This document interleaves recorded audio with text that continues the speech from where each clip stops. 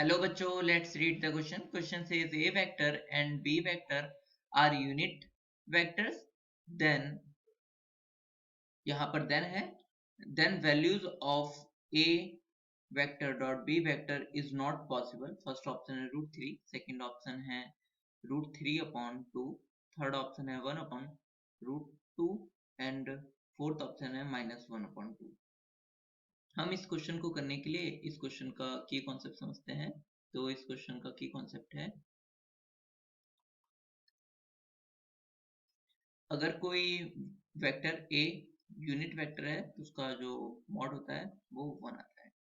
And अगर A vector है dot B vector है तो इक्वल होता है mod A vector into mod B vector into cos theta. Now हम जानते हैं कॉस थीटा की मिनिमम वैल्यू जो होती है वो -1 और मैक्सिमम वैल्यू 1 होती है. तो इसका मतलब अब हमें क्वेश्चन में क्या गिवन है पहले लिख लेते हैं. तो गिवन दैट अब जो मॉड ए वेक्टर, क्योंकि ए और बी क्या है यूनिट वेक्टर है, तो ये दोनों वेक्टर कैसे हैं, इसका मॉडुलस 1 हो जाएगा. And A vector dot B vector हमारे की कॉन्सेप्ट में जो फॉर्मूला लिखा है उसके अकॉर्डिंग इन दोनों mod A vector into mod B vector, इसकी वैल्यू कितनी हो जाएगी 1 इंटू 1 1 और ये बचेगा कॉस थीटा. अब कॉस थीटा हमें अब इसमें से बताना है कौन सा पॉसिबल नहीं है. तो कॉस थीटा √3 नहीं हो सकता, पहला ऑप्शन. क्यों? क्योंकि √3 जो है 1 से बड़ी वैल्यू आती है 1.7 के आसपास.